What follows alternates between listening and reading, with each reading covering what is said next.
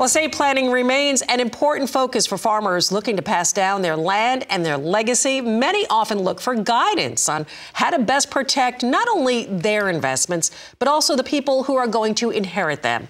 CEO of National Land Realty, our good friend Ronnie Richardson, joins us now for more on this. Ronnie, this is something that we've been talking about, and I cannot believe that people really don't kind of let it go without having a plan in place. So let's start right now with some of the first steps to keep in mind when they take on this process. Thanks for having us again, Suzanne. It's always a pleasure to be here. But it's amazing that, to me, the people that we do bump into in the real estate business that do not have an estate plan. And we just did a survey or looked at a survey, and only about 32% of the people have any estate plan whatsoever. And, the estate tax is always a moving target, so you really don't know exactly where you're going to land on a year-to-year basis.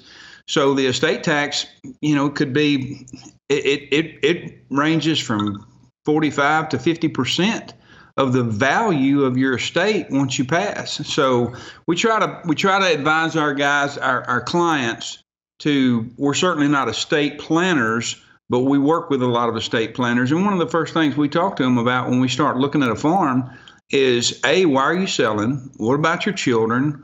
What's your plan to divest this property?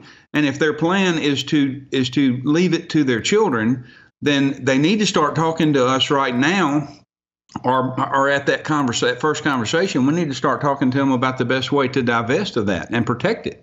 Absolutely. There is a lot of money. We talk about 45 to 50%. That is a lot of money on the line. So obviously, knowing or finding a knowledgeable land professional, how did they even go about that? I mean, obviously here we've got Ronnie Richardson, but somebody, who's looking to really kind of make that first step and find somebody who knows what they're talking about.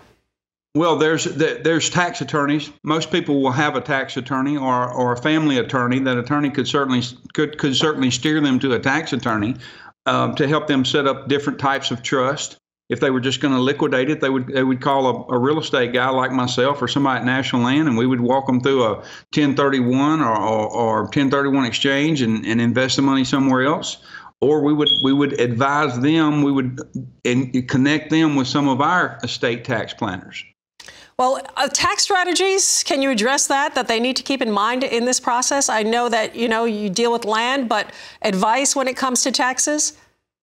I would say that it's not the value that you think your land's worth. It's the value that the IRS thinks your land is worth after your passing.